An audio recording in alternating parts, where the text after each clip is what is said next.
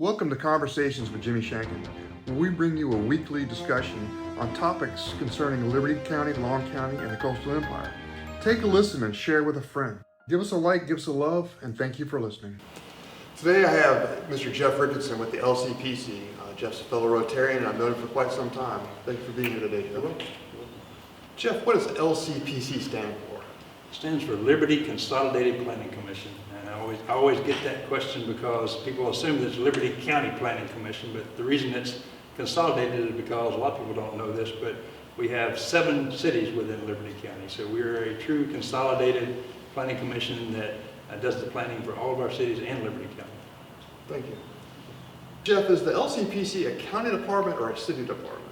The answer to that is yes. We are as I said, we're a consolidated planning commission, so the Liberty County and all 7 of the cities within Liberty County all support us. So we're an independent agency, and we're supported financially by all 7 cities and the county. Jeff, where does the LCPC get its funding? We're funded, the main level of our funding comes from our local governments. About 70% of our funding comes from Liberty County and the 7 cities. About 25% of our funding comes from DOT. We're what's considered an MPO, so we're responsible for the transportation planning within Liberty County as a subsection of Georgia. So DOT funds us to do all the road planning. And in addition to that, we get fees from our developers, the people who build neighborhoods and commercial projects. Jeff, how is the LCPC governed? We are an independent agency that's made up of Liberty County and our 7 municipalities. So each mayor, each of our 7 mayors in Liberty County and the county commission chairman form my board of directors, and they make the decisions on hiring the LCPC executive director, and they also approve our budget. Jeff, what is the function of the planning commission?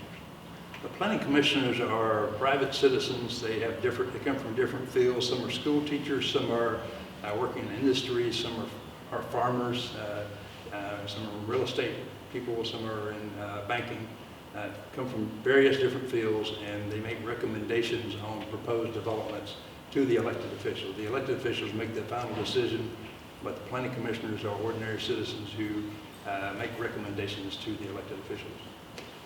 Jeff, what does the LCPC do? The main function of the LCPC is to prepare the long-range plan for Liberty County and all of its cities.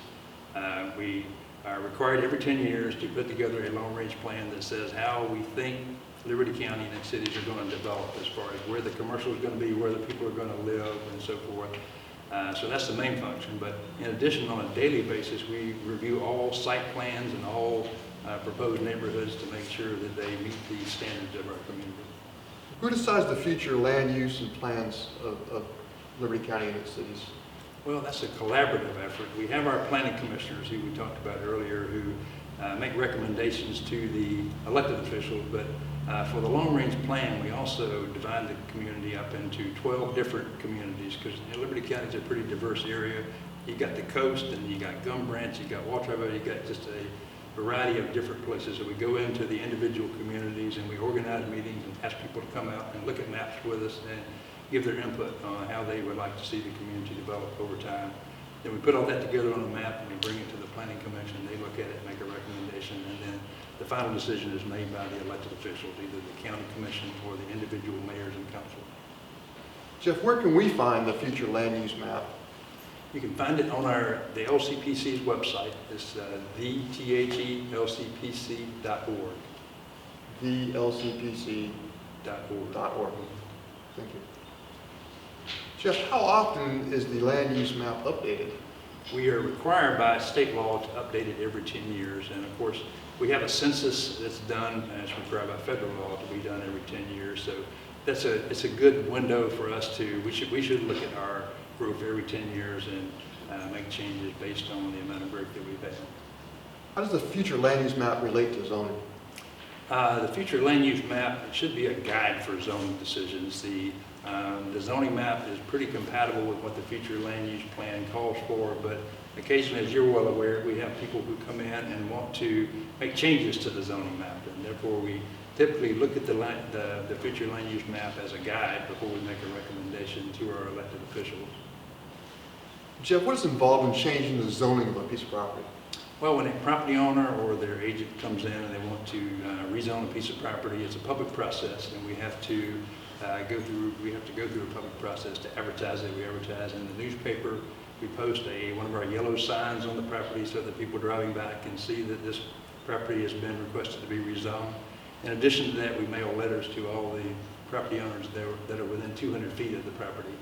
And once then we have a public hearing, and the public is allowed to come in and voice their concerns about the rezoning, the proposed rezoning, to the Planning Commission. The Planning Commission hears that, and then they look at the long-range plan and make a recommendation to the elected officials, and then it goes to either the Liberty County Board of Commissioners or the City of Hinesville Mayor and Council or Walterville Mayor and Council, wherever it happens to be, and then those elected officials make the final decision. So there's a minimum of 2 process hearings. That's right, two public hearings, one at the Planning Commission and one at the elected body. How does the future land use map relate to transportation planning? That's a good question. As I said at the beginning of our talk, the Georgia Department of Transportation funds about 25% of our project. So that's a large part of what we do. And anybody who lives in Hinesville is aware that we have a good bit of traffic, and the growth that we're seeing increases the amount of traffic that we have. So it's very important to look at our traffic patterns, and you'll see counters out on the streets sometimes, and you'll see people out doing surveying and stuff.